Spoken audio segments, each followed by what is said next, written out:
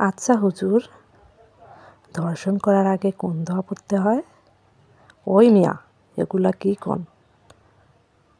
না মানে সহবাসের আগে তো দোয়া পড়তে হয়, কিন্তু ধর্ষণের আগে কি দোয়া পড়া লাগে না? এই মিয়া, কারে ধর্ষণ করবেন? আমার বউকে। কি? বউকে ধর্ষণ মানে? মিয়া গাঁজা টাজা খাইছেন নাকি? আরে হুজুর, না, অনেক লম্বা কাহিনী, বলতে থাকেন তো। হুজুর, ছোট থেকে আমি একটু মেয়েদের প্রতি আসক্ত, তাই বিয়ে করে নিতে চেয়েছি খুব জলদি। বাবা মাও আমার কষ্ট বুঝে বিয়ে দিয়ে দিছে, কিন্তু সমস্যাটা দাঁড়ায় বাসর রাতে এসে। আমি তো পুরাই লুঙ্গি ডান্স দিয়ে ঢুকি বাসর ঘরে। ঢুকে বউয়ের ঘুমটা খুলতেই দেখি বউ তো আমার চরম সুন্দরী, কিন্তু বিপত্তি ঘটে তখন যখন ঘুমটা ওঠানোর সাথে সাথে বউ আমায় ঠাস করে চড় মারে। ওই বেটা, মেয়ে দেখলে হুঁশ থাকে না?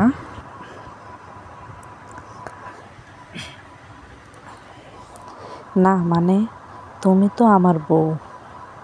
ধর, আমি তো মা বাবার চাপে পড়ে বিয়ে করেছি। কি? হ্যাঁ, আমার বয়ফ্রেন্ড আছে, সো আমার কাছে আসার চেষ্টা করবি না। হুজুর, আমি তো একদম শেষ। নতুন বউয়ের কাছে চড় খাই, তার উপর তুই তাই ব্যবহার, মানা যায় কি? না না, একদম মানা যায় না হুজুর। এখান থেকে শুরু। প্রতিদিন সকালে সে গোসল শেষ করে আসে, মাথার চুল ছেড়ে আয়নার সামনে যখন দাঁড়ায়, বিশ্বাস করেন হুজুর, মনে হয় ও যেন মানুষ না, ঘাস পড়ে।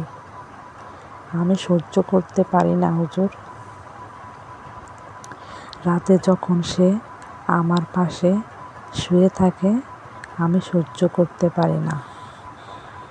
তো এই অবস্থায় আমি ধর্ষণ করব না তো কি করব? তা ঠিক, কিন্তু আর একটু টাইম দিতে পারেন। না, কোনো টাইম নাই।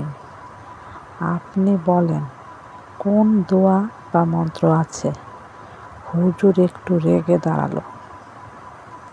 এই মিয়া, ধর্ষণ করার দোয়া বা মন্ত্র হয় নাকি? আমি কোনো মতে সেখান থেকে বেরিয়ে এলাম। এই হুজুর না, পুরাই মদিনার খেজুর। আমি সেখান থেকে বেরিয়ে এলাম। বাসায় এসে দেখি বউ আমার বারান্দায় দাঁড়িয়ে কার সাথে যেন কথা বলতেছে। আমি কিছু বলতেও পারি না। আমাকে হুমকি দিয়ে রাখছে, যদি আমি কাউকে কিছু বলি তাহলে সে আত্মহত্যা করবে এবং সে আমার দোষ দেবে। আমি গিয়ে বসে আছি। আমি যে রুমে আছি তার কোনো ভ্রুক্ষেপ নেই। এই যে বউ, এই বউ, বউ, কি কইতাছেন? আমার নাম সাবা, তাই সাবা বলেই ডাকবেন আমায়। আসলে আর দেখতেছেন না যে আমি আমার বয়ফ্রেন্ডের সাথে কথা বলতেছি। তো ডাকেন কেন? না মানে ক্ষুধা লাগছিল, যদি কিছু খেতে দিতেন আর কি। না, কোনো খাবার নেই, নিজে নিয়ে খান। আচ্ছা, কি আর করব। মনে মনে 101টা গালি দিয়ে বাসা থেকে বের হয়ে যাই। বাহিরে আসতেই কোথা থেকে একটা ইট এসে আমার মাথায় লাগে। এই কে রে কে? এই কে রে কে? আরে মুবাশির ভাইয়া। ভাইয়া আমি, আমার নাম মুবাশির। এই গল্পে আমি কে? হ্যাঁ, আমি কে এই গল্পে? আরে উপরে দেখো। ও তৌসিফ। হ্যাঁ ভাইয়া, তো কেমন আছো? কি আর বলবো ভাইয়া। আচ্ছা, তাহলে আর বলার দরকার নাই। হায় রে আল্লাহ, মানুষগুলাও যে হয়েছে। এমন সময় পকেটে হাত দিয়া দেখি বউ ফোন দিছে। হ্যালো। হ্যাঁ, কই আপনি?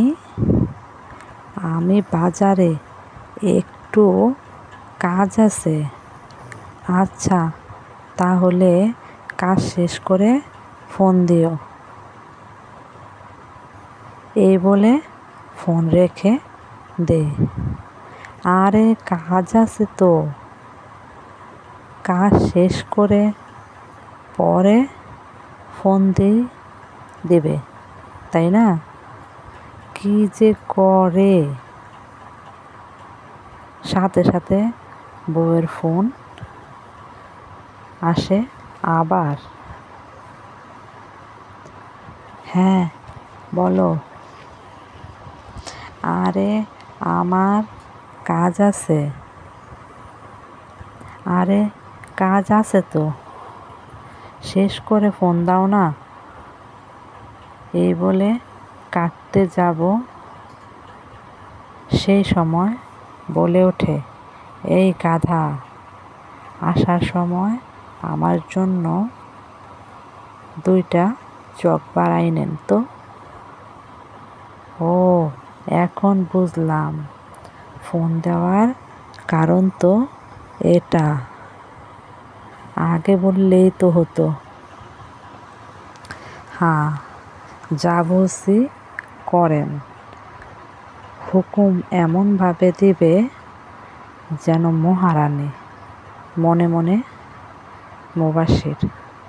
কিছু বললেন? না না, কি বলবো। আমি হোটেলে গিয়া হালকা কিছু খেয়ে বাসার উদ্দেশ্যে রওনা হই। বাসায় বউ থাকতেও হোটেলে খাওয়া লাগে। আজ যে করেই হোক বউকে টাইট করবই। দরকার হলে বউকেই ধর্ষণ করব। আমি বাসায় যাই। বউ আইসক্রিম পেয়ে খুব খুশি। খেয়ে দিয়ে টিভি দেখছে। আর আমি বসে বসে প্ল্যান করছি কি করব। একটা রুমাল নিছি মুখ বাঁধার জন্য। দড়ি নিছি, সব নিয়ে রেডি। বউ রাতে খেতে যখন ডাকে তখন থেকে কেমন যেন ভয় ভয় করতে শুরু করে। খাবার শেষে বিছানায় শুতেই বুক ধড়ফড় শুরু। কতক্ষণ গেল জানি না, ঘড়িতে এখন রাত অনেক। এখনই সময়।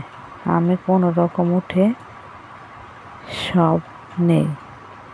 সরি বউ, মাফ করে দিও, কিন্তু আমায় ভালোবাসার কেউ নেই। তুমি ভালো না বাসলে কে বাসবে আমায়?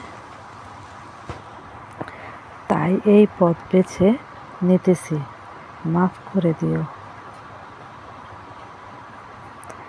মনে মনে এগুলো বলে বউয়ের দিকে এগুচ্ছি, আর ভয় বাড়তেছে।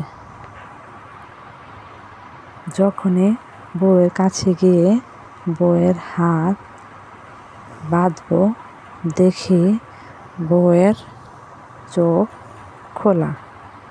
হায় আল্লাহ! এবার গল্পটা চলবে। দেশ এবং দেশের বাইরে থেকে যারা আমার এই চ্যানেলটার গল্পগুলো পড়ছেন, তাদের সকলকে ধন্যবাদ, আন্তরিক শুভেচ্ছা। আমার এই গল্প যদি ভালো লাগে, এর দ্বিতীয় পর্ব পাওয়ার জন্য আমার চ্যানেলটাকে সাবস্ক্রাইব করে একটা লাইক, একটা কমেন্ট ও একটা শেয়ার করে পাশে থাকার অনুরোধ রইল। আল্লাহ হাফেজ।